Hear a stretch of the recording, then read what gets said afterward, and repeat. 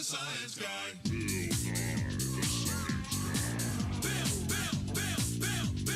Bill Nye the science guy. Thermodynamics is a useful tool for predicting outcomes that we cannot measure directly. One field that is difficult to get direct measurements in is astronomy and planetary sciences. Titan is a moon of Saturn and one of the most interesting candidates for extraterrestrial life within our solar system due to the presence of liquid methane oceans on its surface. The atmosphere of Titan is comprised of 95% nitrogen and 5% methane.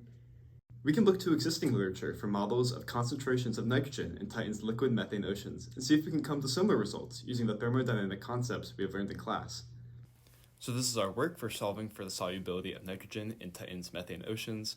We're at a pressure of 1.5 bar and the temperature is 94 Kelvin. Here we're defining species 1 as nitrogen and species 2 as methane, and we're assuming that the atmosphere and oceans are in chemical equilibrium. So the fugacity of species 1 in vapor phase is equal to the fugacity of species 1 in liquid phase.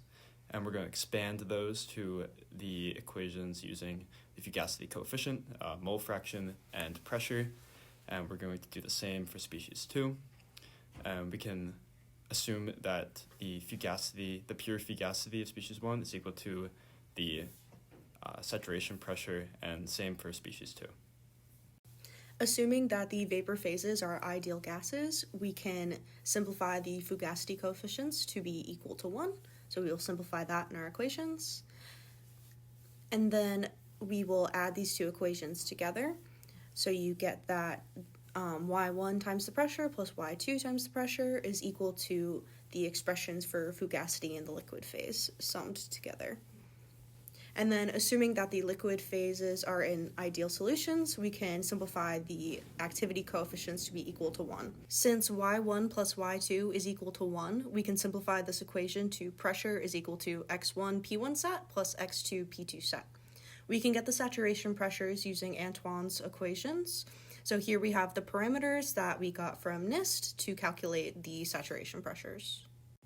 Using the saturation pressures we just solved for, the pressure of the system at 1.5 bar, and the knowledge that x1 plus x2 equals 1, we're able to solve now for the percent molar composition of nitrogen and the percent molar composition of methane. So here in this system, we have that nitrogen is 67% and methane is 33%, which is 49.2% higher than the results found in the article. This can largely be attributed to the fact that we assumed that methane and nitrogen were ideal solutions in gases. Based off of the error of our calculated mole fractions compared to the values from the paper, as well as the fact that the temperature was very low at around 94 Kelvin, we can conclude that it is not valid to assume that the gases were ideal and that the liquids were ideal solutions.